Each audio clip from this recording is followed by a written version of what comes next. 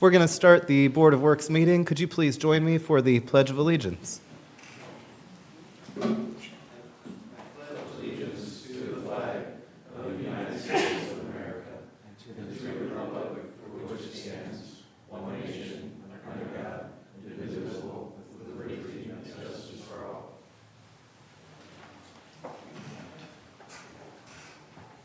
God bless you, Ed. Thank you. Could we do the roll call? Mayor Bonta, Here? Member Collins, Here. Member Lewis, Here. Member Farkas, Here. Member Miletta. Here. Did everyone have a chance to look at the minutes?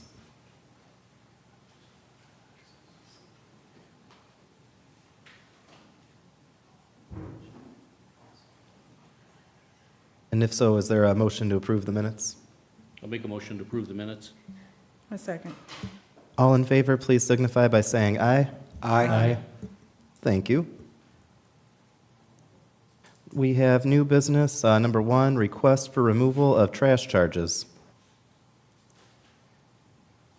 Is the petitioner here, or? Yes. Would you like to come up? Oh, I'm sorry. Oh, no problem. Thank you. I thought maybe you would call or announce your name. I apologize. Your name's not on the agenda, but feel free to introduce yourself. This is my third month, sixth meeting, so I'm getting better at this myself, so thank you. Well, thank you. My name is Mr. LaShawn Winfield. I am a home residency owner here.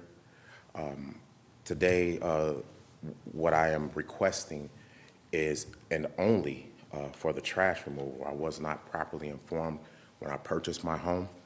And also, I was informed that Waste Management of the company that I did hire to pick up my trash since December of 2023 up until presently now, they should have known. So if I was not properly informed and they knew and they still accepted purchase of me purchasing for their services, they should have informed me, no, for the area that you're in, we cannot do that. You already have people that will do that for you. This is a number you can contact, or this is who you need to talk to get further information. I am only requesting if the trash, because I had already paid for services for someone else, and I didn't look at it as though if it would be fair to me to have to pay it twice, and paying for someone to do something and then paying for someone who didn't do it, I don't think that would be just.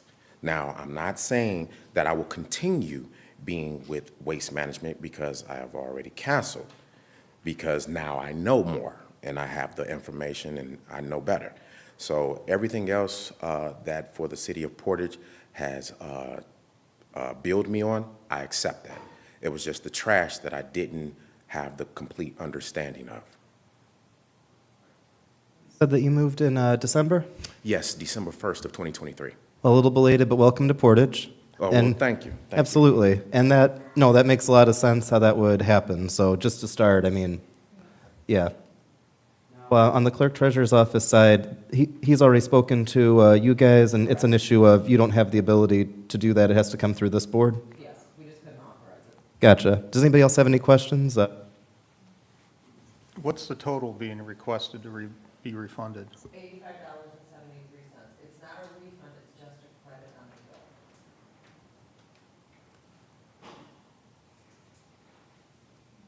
So they billed you from the city too, Correct. and that's what you're asking to get a credit Yes. on your account for that. Only the trash. Right. Nothing else. All right, I'll make a motion that we grant the credit of $85.73 on the bill because he did pay for that trash removal already. I second. All in favor, please signify by saying aye. Aye. All right, congratulations. Thank you. Or- Will I have to receive a notice of that or a copy of that? That info? Okay. Thank you. Thank you very much. Next up, we have the ESO software contract. Who from the fire department's coming up?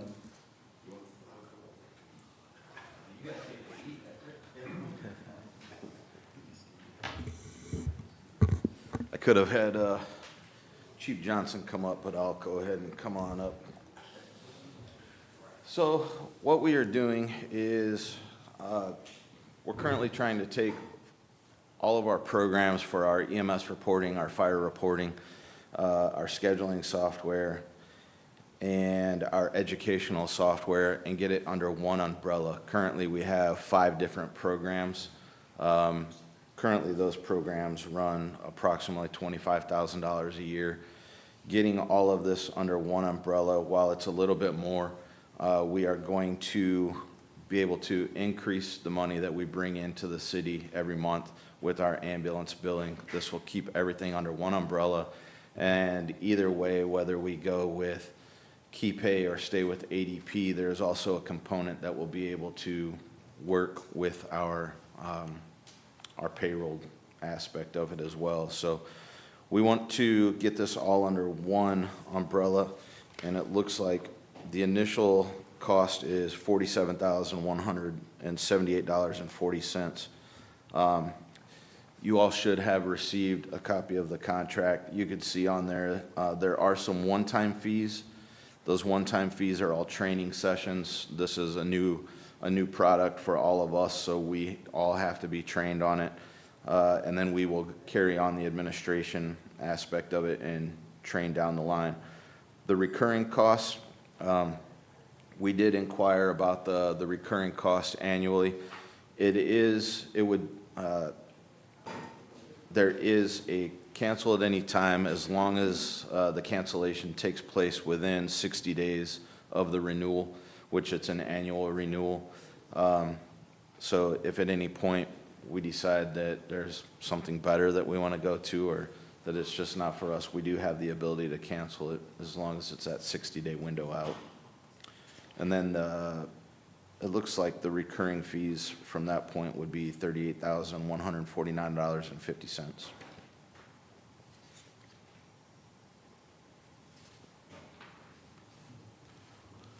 Chief, how much are we currently spending, and how many different software programs are we currently using that this consolidates? Currently, we're spending in the area of about $25,000, and it's spread out over 5 different platforms, if you will. And then you gave someone gave an interesting example. I think it might have been one of the assistant chiefs about the example was used an example with say you had a firefighter who their certification expired, and like the process it goes back to adjust all that. This software would take care of some of those issues as they come up. And I Right. believe some of that's impacted by having so many different softwares right now. Pace. So that is one portion of it, that if somebody loses their certification or doesn't get caught where it renews in time, those patient contacts cannot be billed, so we can lose money that way. The other advantage to going to this ESO software was the software we currently have. We've had some issues where the exportation of the files for billing towards the billing company would corrupt, and we'd have to go back and chase that. So doing that, there could be run reports that slip through the cracks that we don't catch on that end. ESO, the software for the ambulance portion of it, originally started as a free software from the billing company that we were with currently. And after about 10 years of them doing their own software, ESO bought them that component out. So they also project that we'll have a increased revenue return just because they work so well with the billing company we're currently with. Are there other questions from the board? Under volume, under each header, it lists incidents, stations, number of employees, number of vehicles. This pricing is based on those numbers. Is there any fluctuation if those numbers go up or down? Yes, there is a little bit of room there. We also added a couple extra because of the secretary staff. They will also have to be able to log in there and assist with some of the billing portions of it and we can adjust up and down with that. But generically, it looks like it says 4,800 incidents under multiple categories. Is that not to exceed, or how did we come up with 4,800? That was just off of our quotes that we had on previous calls. They increased, I believe, 10% of whatever we had at the time.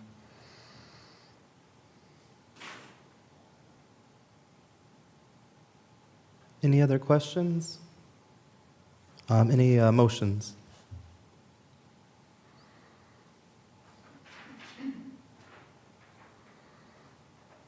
I guess I would also just ask real quick, the drop-off point for the other softwares that we're currently using or paying for, like when do you expect that to transition out? So currently, the software that we all have is expected to last throughout the rest of the year.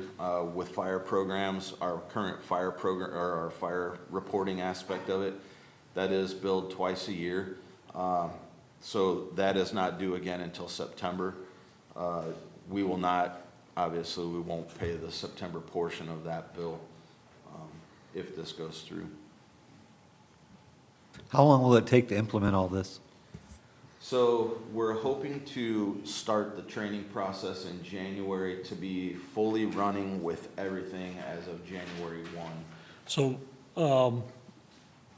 so our goal is to start implementing in portions, because it's such a large suite of software, to start implementing the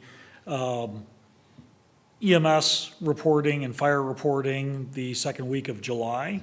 And then from there, we would do our checklists, and then scheduling, we would be completely ready to go by January.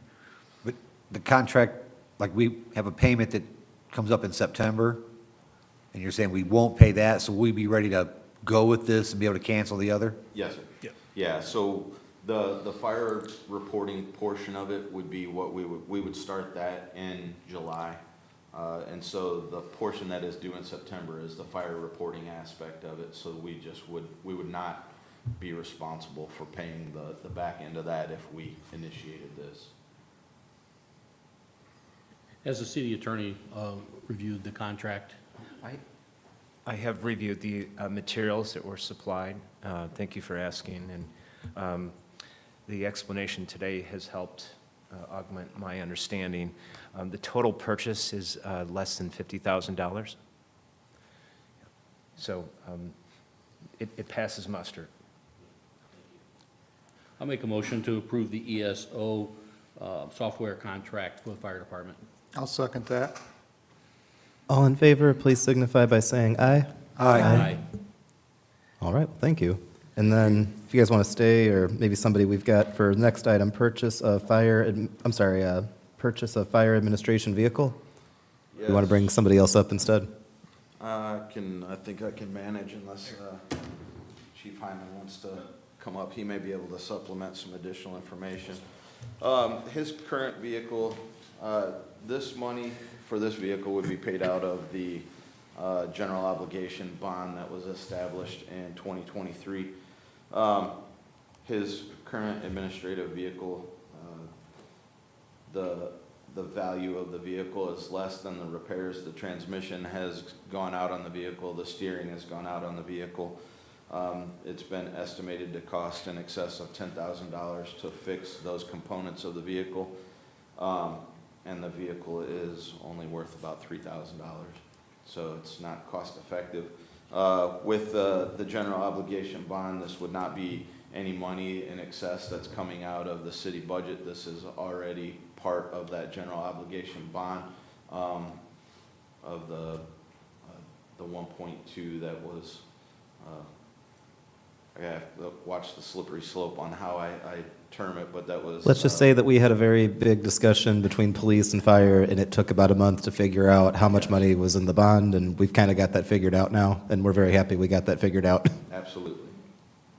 Absolutely. So yeah, this money for this vehicle would come out of that general obligation bond.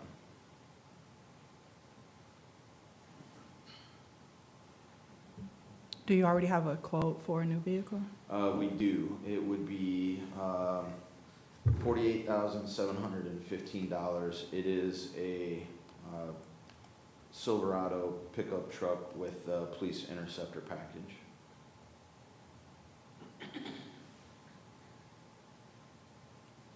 And we did receive, in the process of looking for vehicles, knowing that he was going to need a vehicle, we did look at, we did get 3 quotes for vehicles. This one was $48,700. There was one that was $60,000 plus, and there was another one that was roughly this amount as well, but was not in stock.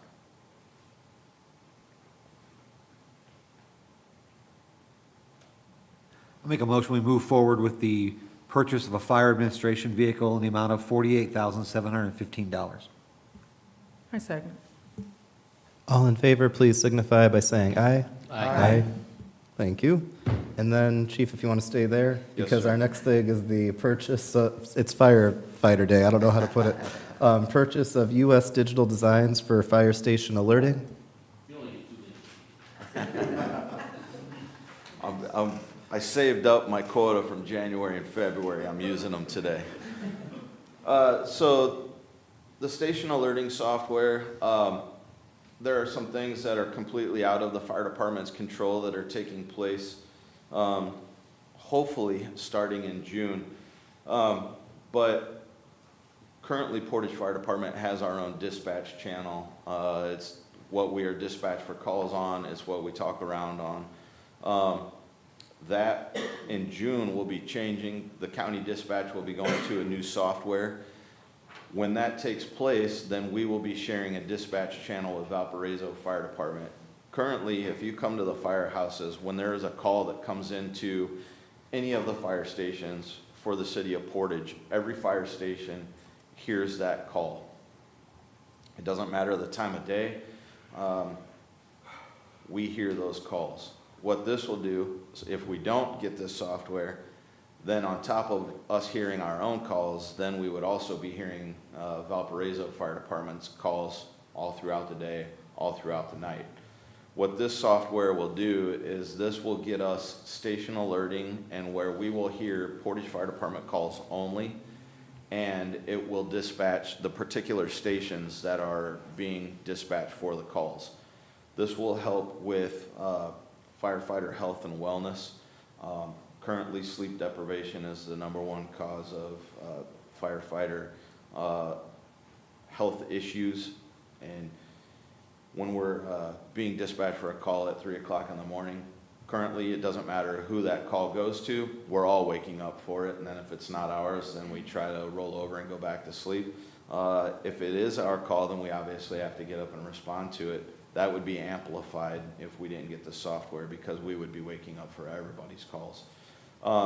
This is a plug-and-play system. The system that you have received the quote for is, again, this is coming out of the general obligation bond. This is not money that would be coming out of the budget for the fire or for the city. This was something that we had been looking at for quite some time, and so there was money that was already set to the side for this with that general obligation bond because of the importance of this for firefighter health and wellness. Chief, if you don't mind me asking a question, and if this sounds naive or I don't understand it, but I'd rather ask a naive sounding question than have a problem later. Absolutely. Is there any risk with this software that somehow a call that is for Portage could get missed? Or is it set up that we can trust that all the Portage calls will get through? Yeah, so that's a great question. These systems have been in place for a very long time. We've never been able to use them with our current dispatch software. The current setup for county's dispatch has not allowed for this type of station alerting to be used prior. So this type of software is being used all throughout the United States. When this particular software was being researched, the administration at the time went all over the Midwest, over to Illinois, over to Ohio, up to Michigan, and checked out the software. Nobody has had any issues on it. And knowing how firefighters are, there's going to still be a firefighter that's going to sleep with the pager open. Or in the event that this does fail, which it's not documented that this has failed, we do have a backup that does come to our phone that will allow us to check calls also. So there are some fail-safes in place. When it comes to county switching over to this, oh, sorry. Sorry, I got a little, when it comes to county switching over, would they alert the individual, like Portage Fire Station that's coming, or if it's a Portage call, would all 3 stations still get it under this software? So great question. If it is, let's say that it's a call for Station 3 right down here on Central, if it's within their response districts, only Station 3 will be notified.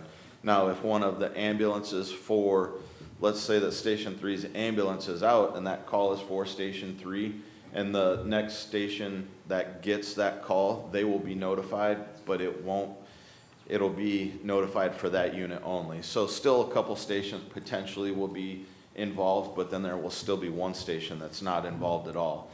If it does come down to a call that is fire-related or car accident-related, that all stations need to be notified, then all stations will be notified via the software. Thank you. Any other questions from the board?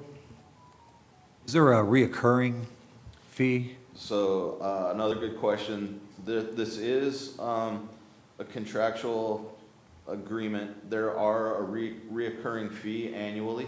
The reoccurring fee, however, after doing some research and talking to the company, the reoccurring fee, because there's licensing with all of these different items that are at the stations, it is cheaper to pay the reoccurring annual fee because it's all encompassing. It takes care of any maintenance issues. It takes care of all of the FCC licensing issues. And so the total of that is cheaper than what each individual licensing fee would be. So yes, there is an additional, I think it's some, was it, do you remember the amount? 8,600. Roughly $8,600.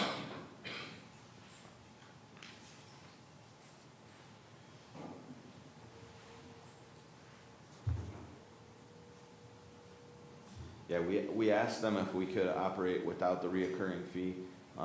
They said that they could, and then they gave us the breakdown of each licensing fee, and it exceeded the amount.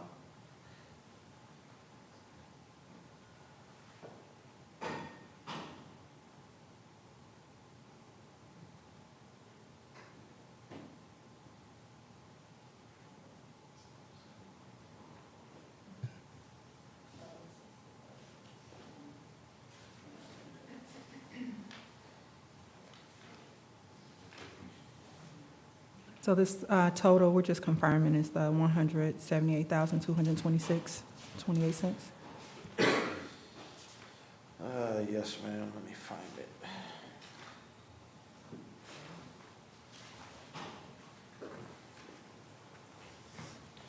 Yes, the total On page for the 14. software, the installation, and the 1 year would be a total of $178,226.28.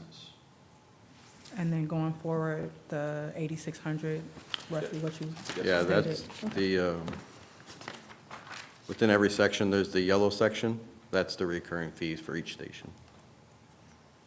Now, the recurring fees, Michelle, that would be something that would come in future years. It would come through in claims to this board. Is that right? Yes.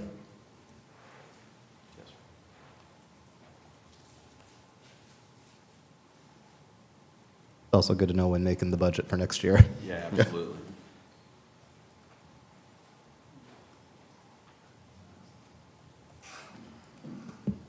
I make a motion to approve the purchase of the U.S. Digital Designs for fire station alerting in the total amount of $178,226.28.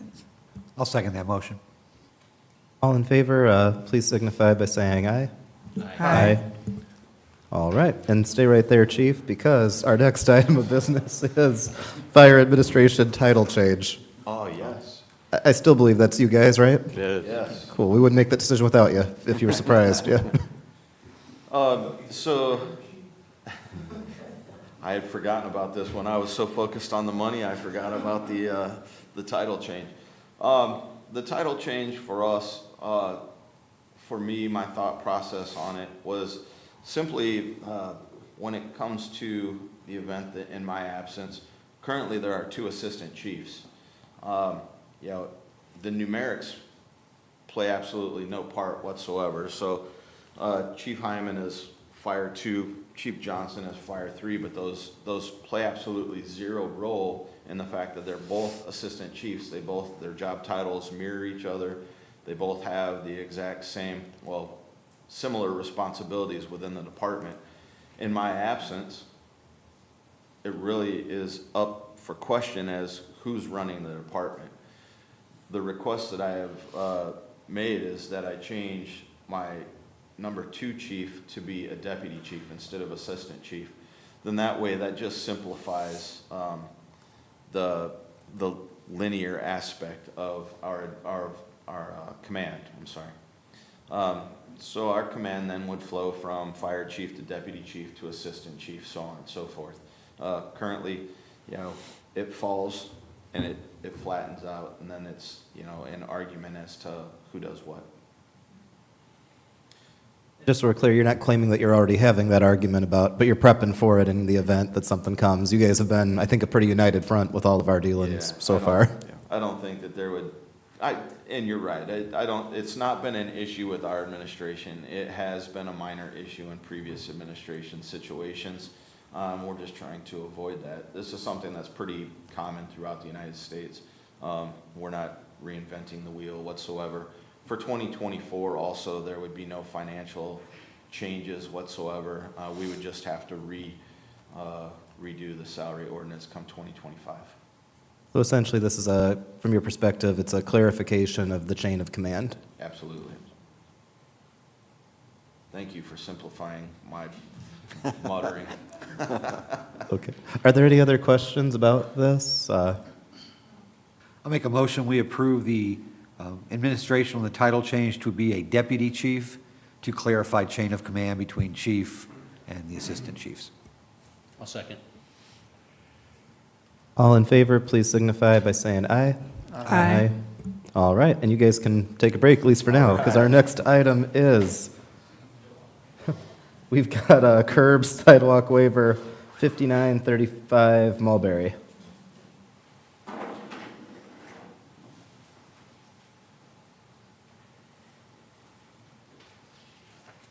Good morning.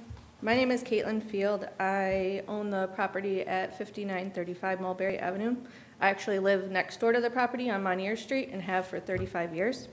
I am just asking for a full waiver of curb and sidewalk as we are preparing to build a house.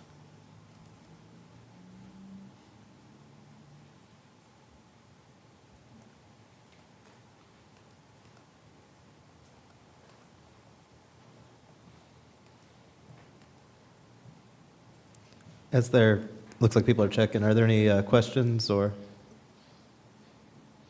Are there currently any sidewalks on either side of you? No, there is not.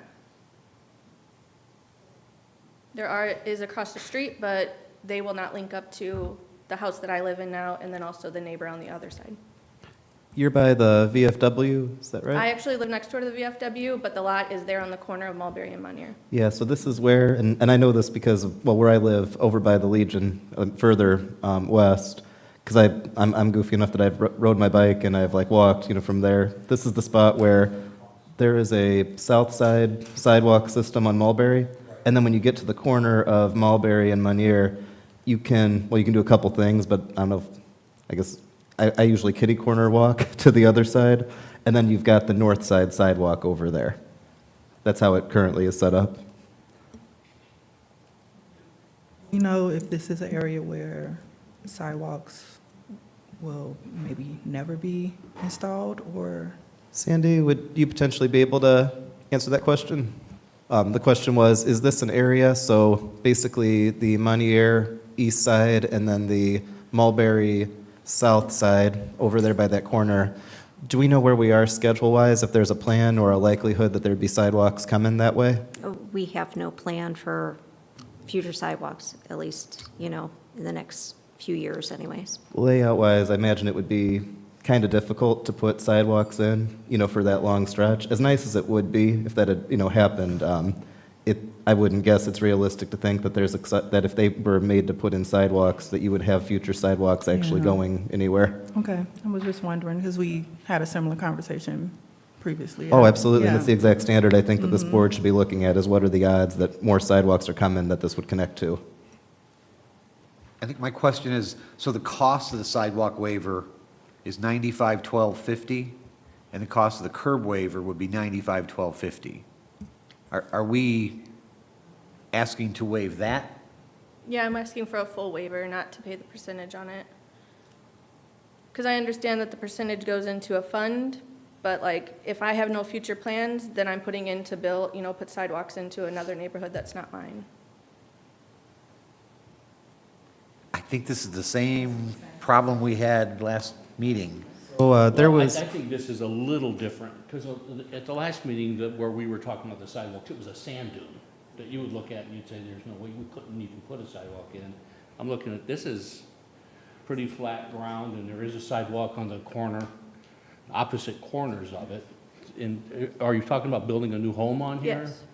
I mean, this is kind of what the sidewalk waivers are designed for, because anytime there's a new construction, you always want to have sidewalks in the hope that someday you'll be connecting them to the rest. So this one feels a little different to me than a previous one that we had. if I could speak on the previous one, Tom, I believe that actually got solved. They ended up paying the waiver, or how did that work, or do we not know yet? No, it's on hold at this point, waiting for driveways and some things to get clarified and put in.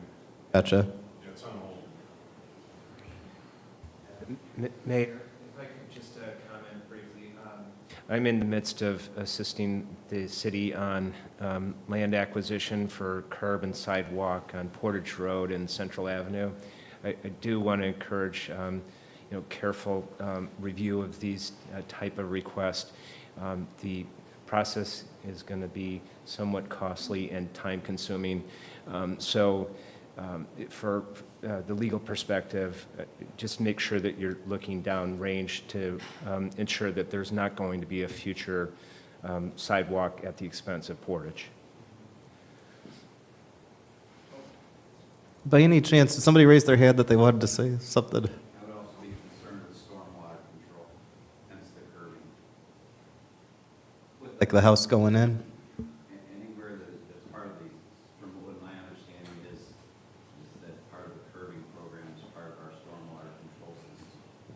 And any time that we create a waiver, we're affecting stormwater control in the city.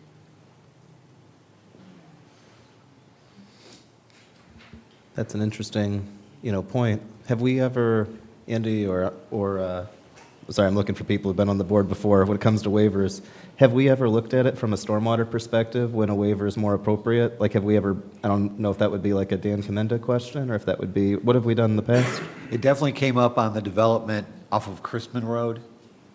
There we were pretty insistent that they have curbs. I guess my question is, usually we're granting the waiver, hey, you don't have to put them in, but this is what it costs to get this waiver. But you're asking for the waiver and get rid of the cost, right? Right. Okay. That's my question. Is that something, it seems like a really slippery slope.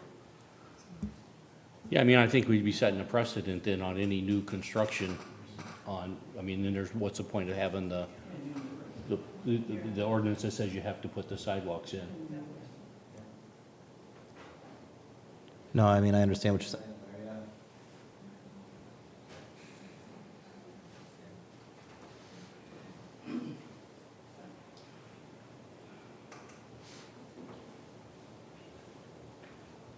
So I'm not really sure how we move forward. Do we have to deny both the waiver request and the second Actually- request for the fee? I guess that would be my question. So, Tom, Can under I- the current can I add policy. some? Yeah, go ahead. Maybe a recommendation to possibly, out of advice from somebody, up to a year or such time that the city determines that a sidewalk is to be installed in that neighborhood to protect the city, if that's it's an option, so. Could you restate that? Sorry, I don't know if I quite understood. I'm sorry. To approve it up to a year or such a time that the city says that they're going to put a sidewalk in there. So are you saying a conditional waiver with a time limit? Conditional, correct. To protect that would be, and that would have to go through, just an option for I could understand that with, the sidewalk, but to the point that was raised earlier about the curb, if there's a stormwater factor in there, I think would be the other question. If you're putting in a house, you're potentially causing more of a stormwater spot, or am I incorrect on that? I'm not an expert on this, I just want to be really frank. So I'm glad you guys are here. You have I'm not, The other thing, I just a question on that, on a conditional waiver. So you're saying we wouldn't have any fee, we wouldn't hold any fee in escrow on that property? We would give a year waiver. What happens if that property gets sold in the meantime? Now, who do we hold to that? If we don't have it, that's the purpose of taking the funds in, is to hold those funds, that percentage of those funds, to hold them. right. So that if we do decide at some point, okay, we need to have those in there, then there's the funds to do it. So if you don't have those funds, that property gets sold, then what happens with that new owner? Do we have a lien on that property? That could be conditional, similar to like what happened at BZA last night, which you got to trust me because BZA isn't recorded, but That conditional approval goes with the owner. Just like we do with variances, we have the ability to put it that it's only for the owner. You can even put variances on there in regards to, I'm not saying it's what we got to do, I'm saying in regards to, you can even, I think with BZA, they considered making it that the property couldn't be a rental when they were talking about a certain variance, that it was only for the homeowner for like living in. They don't want you making, not to get too in the weeds of what happened yesterday, but there are So conditions like The new owner would that. have to come in and get a, you know, a new approval or a new variance, whatever it may be. But that would,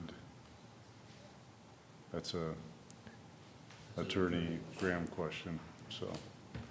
I just wanted to, you know, say that Appreciate could trying be to an find a option. solution, because it seems like the recurring thing that keeps coming to this board is that we keep running into the issue of we've got a rule in Portage that if followed to a T, you just end up with homes getting built in areas of the city. Again, it makes total sense when you're talking about taking a field and building a new neighborhood. You don't want to have a new neighborhood getting built without sidewalks. The issue is that we've got a policy that's citywide, and so that leads to homes getting built in the pockets of, like, especially the west side where a home gets built, and then under the rule, if you follow it, you end up with a sidewalk to not exactly nowhere. It's great for me, like at my house, I can pace back and forth in my front yard, but but I think that that's what we're really running into. And I certainly respect the stormwater point, but I think that's also, that's not necessarily our plan, or not, I've never had that presented as the intention, you know, of the rule. And so again, I guess that we're all kind of dealing with, and I'm sorry, I thank you for standing up here as we all debate this, but like, I think it'd be nice to not have to have this whole question debate, you know, in future years. It'd be really nice to have a sidewalk policy that can be consistently followed and isn't so case by case. I don't know what that looks like, and maybe that's where legal comes in, but for this matter, I know Ed is ready to go, so. Yeah, this subject did come up at the last meeting. I did quote the local ordinance. It's section 74-95, revocation of requirements. If a developer can show that the requirement for the installation of sidewalks, curbs, and/or gutters upon the terms and conditions set forth in this section, and any amendments thereto would cause an unnecessary hardship if strictly adhered to, he may petition the Board of Public Works and Safety for a waiver of such requirement or requirements. And in the sole discretion of that board, a waiver may be granted. Again, reading that this is an ordinance that was first established in 1989, and the petitioner has to show that there is unnecessary hardship that is caused by having to install a sidewalk. So does the ordinance, in that ordinance, I didn't hear anything about how the fee was calculated. No, there's nothing that I can reference within this section of the ordinance relative to fees. So, Would that be in the fee schedules? Potentially? Do you know where those? No, it was established by the Board of Works. Okay. it's a percentage of the cost to actually install them, right, to get a waiver? That was the goal, yes. And if I could further comment, in reference to the curb and gutter, the city engineer is supposed to evaluate whether that should be waived as a part of a request. It's actually in the, Yes. have we brought the city engineer in for past stuff on this? Well, I don't mean us, like individually, but like previous boards of works. Do we know from past procedure, have we brought the city engineer in? Generally, no. Which I feel like if that's the rule, if the purpose is to assess the need for like stormwater control, I actually think that would be important to follow. Granted, didn't know. Andy, go ahead. Yeah, I mean, I'm looking at this, and I'm looking at it on a map, and, it's an older part of the city. What if 2 or 3 years down the road from now, we decide there's a reconstruction project that needs to go on Mulberry Avenue, and with that, we're gonna put curbs and sidewalks in on both sides of the street. So the purpose of the ordinance is to have those done at the time of when a home's being built. I mean, it's been that way for a long time. I know there certainly can be extenuating circumstances to it, but looking at this property, I just don't see why we would want to waive that in this particular instance. I mean, you want to say, yeah, we waive everything, make everything easy on everybody, but for our long-term planning and what the purpose of the ordinance is, I feel like we'd be kind of usurping what that purpose of that ordinance is, waiving this particular one. Would you say? I also believe that this property is within walking distance to both both of the elementary schools, the one on Central and the one on Russell.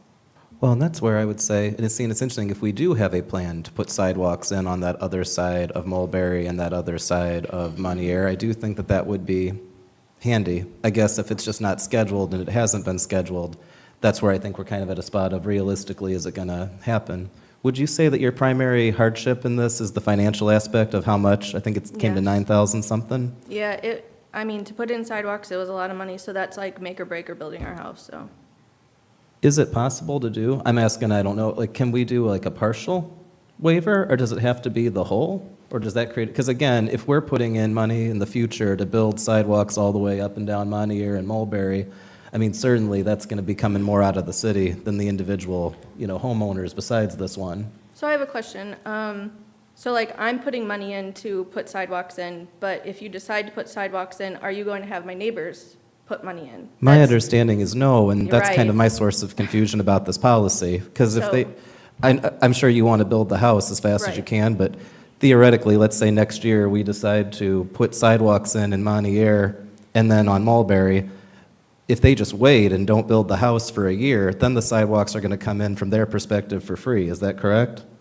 That's So- where I'm like seeing if it's like unfair kind of, if you decide to put sidewalks in. So it sounds like the ordinance gives us the ability to waive based on hardship, and it doesn't spell out anything about a fee. May I comment on that? So I found section 7489 establishing the sidewalk and curb fund. And in that ordinance, it says the City of Portage Sidewalk and Curb Fund is hereby established.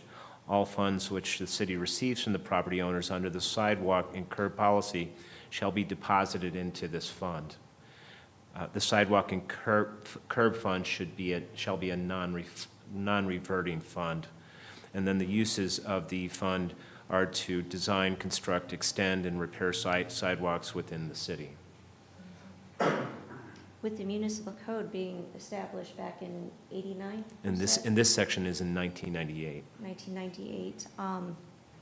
From then on, anything that has been built, they've been required to either install or pay for the waiver, receive a waiver through the Board of Works. So at some point in time, it was established that this is a requirement. You either have to do one or the other. And unfortunately, they're here after the fact. And I guess what I just find, and I guess it's been, and again, I don't want to have to keep having these big discussions each time this happens, but it seems to be happening pretty often. On one hand, and I can't stress this enough, I get the rule from the perspective of a new subdivision. If there's a cornfield in the city that's becoming a neighborhood, we want to make sure that new neighborhood has sidewalks, and we want to be really firm that we want it to have sidewalks. With the exception of Birdland, I can't think of a neighborhood without sidewalks where the people seem to like it. Birdland is kind of unique, and we'll see whatever happens there. But when it comes to an individual house with things on each side, I guess what I'm a little hung up on personally, and again, is the idea that if you've got a next-door neighbor, that next-door neighbor just has to wait. So like if we were to make this person put in sidewalks, that's their expense. And then if a year later, 2 years later, the city puts in sidewalks, we're not making the next-door neighbor pay for theirs, not directly. I guess that's where I'm a little bit confused. but depending on when that home was built, they may have already paid into the fund. Do we know that about this, well, This particular situation, I don't know. again, I get why we have the rule that we do, and I get that it's hard to make rules that apply fairly to everything. I just feel like the reason we keep having this is because there's a whole lot of different situations within this policy. Is it possible maybe the city council or the ordinance committee should take this up and review it? Well, that's what I'm kind of saying. I mean, the city council created this ordinance for us to follow, and every time, it doesn't make sense for us to be able to say we don't like their ordinance, so we're going to waive things. I mean, I think it's a bigger issue than that. If this is something that we've been doing since forever, and we are asking the council to look at it and change it, that's one thing. But for us just to be, I mean, I imagine there's probably been thousands over the years of people who've either put the sidewalks in or paid the waiver. And there's probably been very few that have been waived, is my guess. because we're just following the ordinance. And the ordinance says new construction, you build a home, you gotta put curbs and sidewalks in. And, and the belief is, at some point in time, the city would like to put curbs and sidewalks in everywhere, even if it's not in the imminent plan.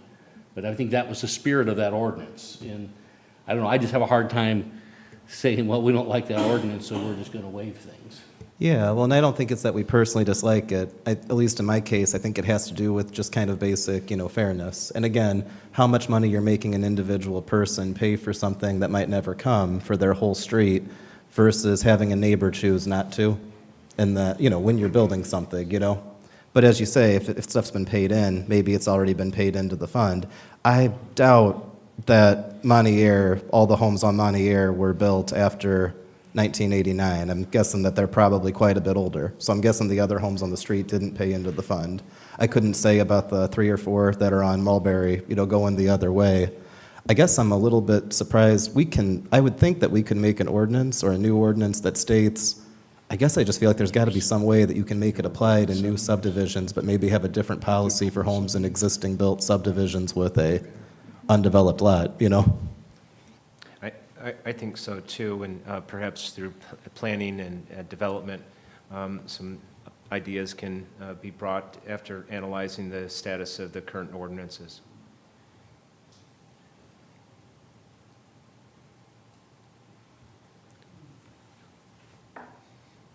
I don't think there's much more I can say. I mean, like I say, I think really strongly about this just in terms of I feel like there's got to be a way that this ordinance could be written more fairly. And I understand the perspective of there are people who have had to pay in or chose to pay in the past, but, to be fair, sometimes when something's not right, you got to change it. You don't keep it not right because other people had to, go through it. Ideally, we want things to get better. But as far as the situation on hand, yeah, I'm not sure what to do. I think we're facing the question of how realistic is it that a sidewalk is coming in the next couple years, or do you want it ready? If you're part of the petitioner, I think you can come up with their permission. Just real quick. I am Gail Talley. I live right on the corner there, pretty much. This is my daughter. The only thing that you said that possibility of sidewalks coming someday on that side. My house is also on that side, and we don't have sidewalks either. Right next door to me is the VFW. Okay, so this is a school area. There is sidewalks on the other side so that they can go down the street and not even a 1/4 of a mile down, they go on into Central School. They have a back. So if there were sidewalks on her property on Montier, and then would have to go across my property, and then there's the VFW, which is open at 10 o'clock every day. I've lived next door to it for 40-something years, and in the evening. So if you had sidewalks going across that side, would you want your kids to be on that side of the street with a business that sells alcohol, and people are leaving and coming at the times that they're coming in and out of school? So to put that sidewalk in is kind of, bringing in problems for the kids. Whereas we have sidewalks on the other side, keeps the kids on the other side. If my kid was going back and forth, I wouldn't want my kid to be on my side of the street, the side with the VFW. I would want them on the safer side. So, that's... Well, there are sidewalks on that other side, and I would stress, I don't think the Walk away. VFW would intend for anything, bad to happen. Absolutely. And as noted, the times the kids we walk into school wouldn't fall under that same spot. In the morning. Yeah. Right. I guess in my mind, I wonder about the amount that's being charged, given the likelihood of sidewalks going in for the whole street. I guess that would be my question to the board is, does it really need to be $9,500 something? I think the other question is there any thought to Tom's idea of putting in kind of a time period where at least it would give them the ability to build the house first and then pay it at a future date with budgeting, as opposed to putting it in right now? But I don't know the actual situation you guys are in. I think that's really more for the board.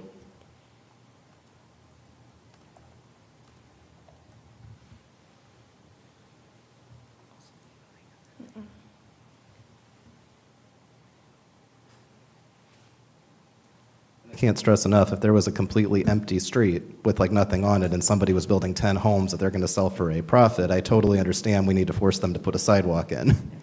I think the question is the realistic possibility of this being a place where sidewalks extend from here.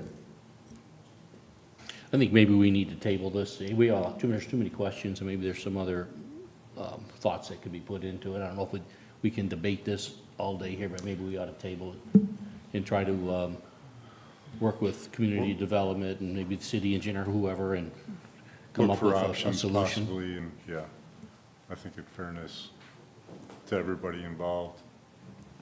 And I then she don't- can come back at a different time. Yeah. Right? We have a motion to continue this to a certain meeting or next meeting?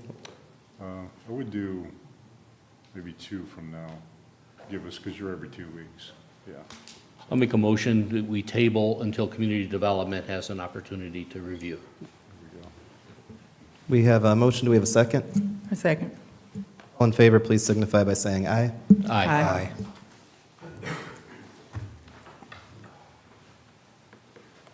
We have a resolution for a sale of military vehicles.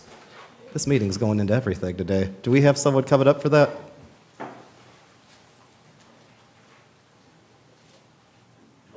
Yeah, please come on up. I wasn't sure if you were the one coming up speaking for yourself or if it was the fire department as a whole. Technically, we have a firefighter coming up again, and it continues to be firefighter day. Sorry. Yeah, so it was approved, I believe, in December through the Board of Works the intention was to get these excess military vehicles that were non-repairable, to make one good one, and to be able to use them at the VFW or the American Legion as a recruiting tool or just for pulling a float in the parade. And that was the intention for purchasing them. I'm also a veteran that has 30 years in the mechanical field for the military, and I believe that was the purpose of acquiring them. Do we have any questions? Sure, go ahead, or come on up. The police department had these vehicles for years. We have parted out absolutely every part that we can use from them, used on other vehicles. Actually, the fellow that wants to buy these has given us stuff to keep ours running because we had already used some from these other vehicles. These are holes, these are scrap in our eyes. We cannot use them. We're not losing anything at this part. I think this is a great use of, bringing these things that really are scrap, right? And giving them some purpose. All right, thank And you. the people who ever served on them, they were still with those, so. I'll make a motion that we approve the resolution for the sale of the military vehicles. I'll second that. We have a motion and a second. All in favor, please signify by saying aye. Aye. Congratulations. Thank you. Appreciate it. We have uncollectible ambulance bills write-off. Is that another firefighter thing? Or is that just, we don't need to bring somebody up, do we? What's going on? They're just uncollectible ambulance bills, whether the person has passed away or for different reasons we were unable to collect it. We just need to be able to write it. $5,500, $11,000,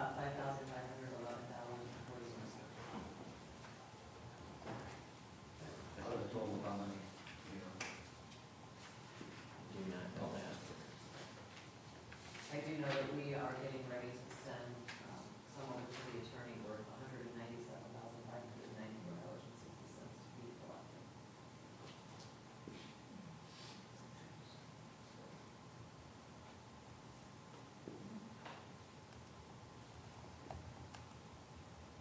If it's uncollectible, I imagine it's uncollectible, but like procedurally, what happens if we don't, choose to go with this? It just stays on the books as owed, but we need to get it off there because we're never gonna, it's just like when somebody would file bankruptcy, we can't collect it. They get it out of the system. It doesn't give us an accurate representation of what should be coming in. Correct. Gotcha. I'll make a motion that we approve the write-off of the uncollectible ambulance bills. A second. All in favor, please signify by saying aye. Aye. All right. And then we have our COVID policy termination resolution. Lynn, could you come up? Thank you. And I think mine should be pretty easy, unless the fire department wants to come up with me and do this. In January of '22, the city adopted a COVID policy that would allow up to 80 hours of leave for employees. For fire, it was 4 24-hour shift days, and that was as long as they provided documentation that they were up to date on vaccinations. As of this month, so March 2024, the CDC has lowered their guidelines to say positive COVID is kind of mimics a cold at this point, and they don't even require lost time from work. So they're saying as long as you have a 24-hour period without the fever, you can go back to work and try and, separate as much as possible. So my request would be that we sunset this policy immediately, that we just terminate it, and we, point employees to their other accrued leaves if they do end up being sick. That, in addition to, I feel as though requiring vaccinations can sometimes put the city in a discriminatory position, because some employees just medically cannot get vaccinated. So with all of those things, I just feel that we should terminate that policy. And hopefully we're going into better weather, so. Are there other questions from the board? Also, I want to say it was a one-time shot. It wasn't meant to be a reoccurring leave, so they had 80 hours, and that started in '22, so. I'll make a motion to approve the COVID termination policy. Thank you. I'll second. All in favor, please signify by saying aye. Aye. Aye. Thank you. Thank you. We have a bulk item appeal. Don't worry, I'll be calm. Just one on 5934 Marbella.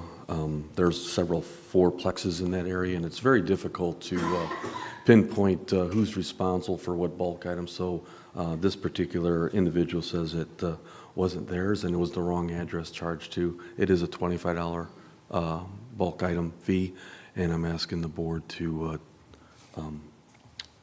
overturn that. Any other questions from the board? I'll make a motion, we grant the appeal for 5934 Marbella for the bulk charge of $25. I second. All in favor, please signify by saying aye. Aye. Okay. Thank you. Did everybody get a chance to look at the claims?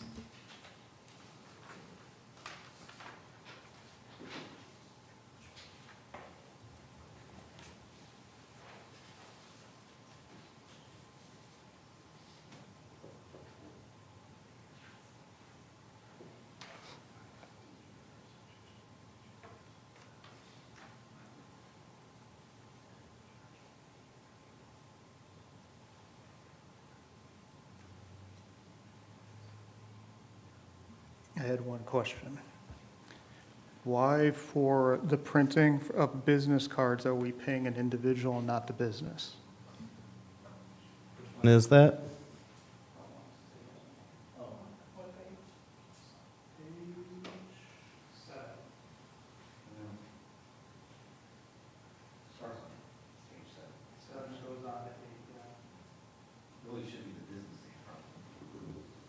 I would think so too.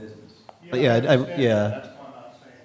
Could that be a, just, I'm going to say a typo, but could that be a procedural issue, or maybe we just need some clarification on that? If you have the individual goes over to doing business as, it's different in the way the check. Sometimes the check is written to the individual.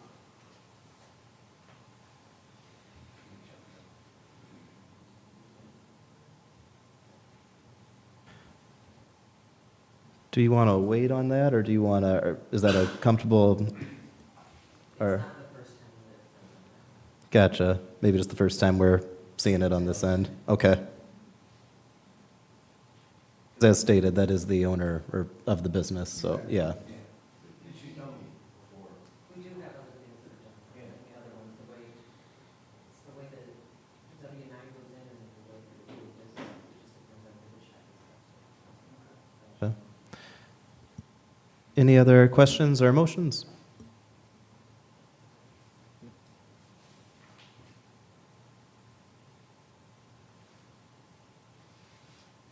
I'll make a motion, we approve the claims in the amount of $222,748.57. I'll second the motion. All in favor, please signify by saying aye. Aye. All right. Oh, and aye. We're good. Any other business deemed proper to come before the board? Permission? Sure. Well, it's that time of the year for the street department to seek permission to enter the statewide road salt program for the winter season of 24-25. So I've given you a history of what we've done in the past with that program and the amount of salt that we've ordered and some of the tonnages that came through that program and those contracted amounts through the state. So the state, statewide, they bring in many municipalities, counties, other nonprofit organizations, and they bring together those resources to get the best possible price. Right now, we're under Compass Minerals as a contract through the state, and it's $72.93 a ton. Last year, we were on that state bid for 3,600 tons. You can see our contract order throughout the history of years there for the street department. This year, we're going to be seeking 2,500. So we're going to go a little bit down further. We did have a mild year, and our salt barn is probably about 90%, 95% full right now. So I'm just seeking permission from the board to enter that statewide program for road salt. Any questions? There's a timeline events I put at the bottom of this. So April 5th is the state release road salt bid to vendors, and then May 3rd, the road salt bid closes, and then May 7th is where the state awards the salt contracts, and then January 5th is when the state communicates those tonnages and prices to the municipalities and counties. So we've done this many years. So you're just asking for permission, I guess, to seek 2,500 tons? Yes, to enter into this contract with the state. Is this a recurring thing? Like this just happens every year? And Yes. you come to the board every year? Reoccurring. Cool. Just asking because it's my first, year on the board, so thanks.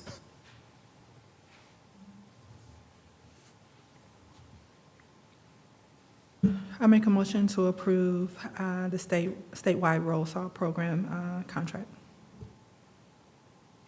I'll second with the amendment that it's for 2,500 tons, right? Yes.